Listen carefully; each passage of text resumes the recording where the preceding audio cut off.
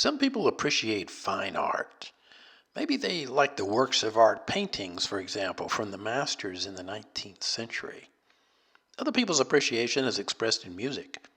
Maybe they're enamored by the classical composers. Or maybe they're more appreciative of the performers who bring the music to life. And I can understand that, and I like those things too. But what really blows me away is the engineering of man-made things. Like you can appreciate art, I can appreciate a bridge. The calculations, the design, the stresses, the construction, all of that really impresses me. And not just bridges. Other man-made feats of engineering, like these deep-water oil derricks. Now, those are just two examples, but there are so many more. I love watching mechanical things in motion, like this. If I could relive my life, I think I'd choose to be a mechanical engineer.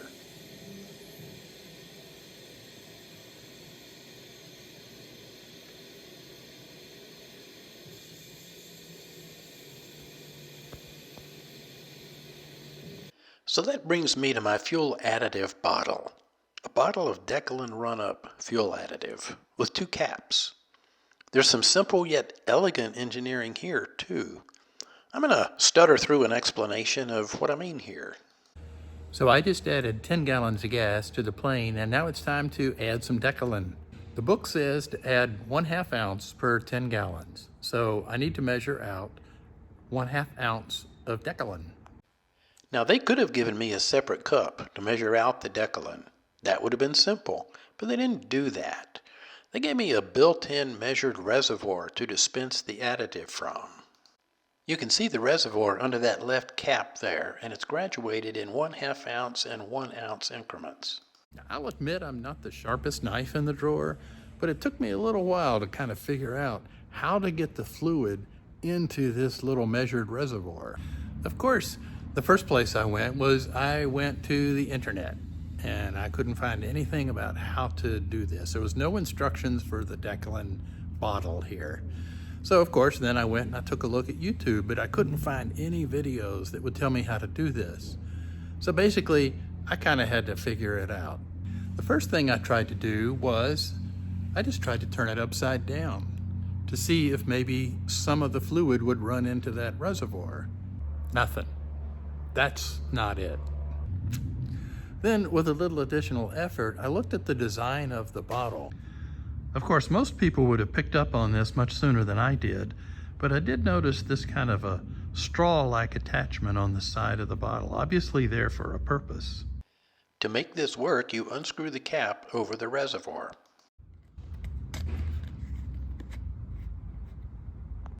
By cracking it open like that, you're allowing air to escape out of that reservoir. Then all you have to do is squeeze the bottle and the fluid runs up that tube and into the reservoir.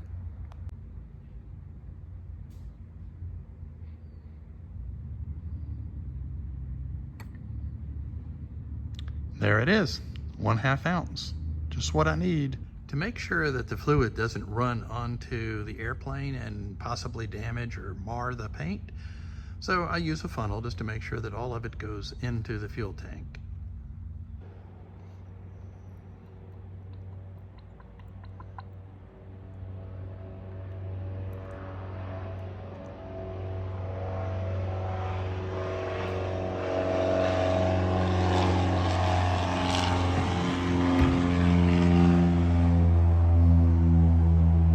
So here it is back on the shelf, ready for me to use it next time around.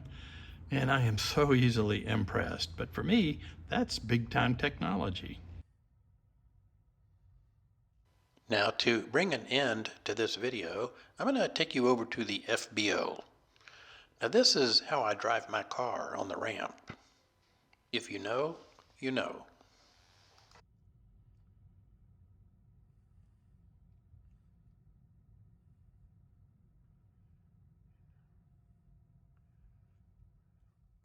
We're going to watch this Honda Jet take off. He's a hot dog.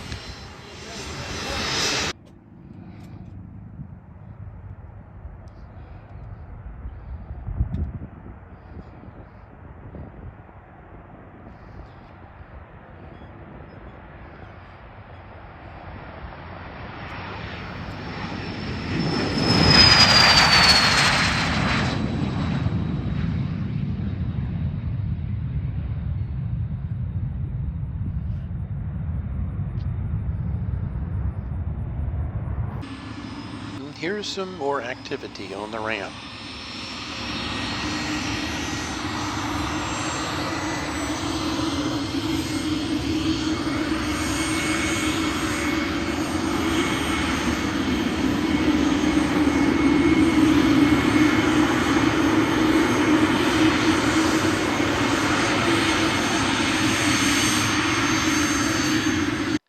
Here's a Hughes helicopter in for maintenance.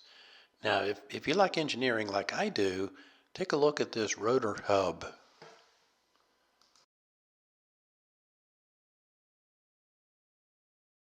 Now, I saw something at the airport today that made me really appreciate my RV-12 IS.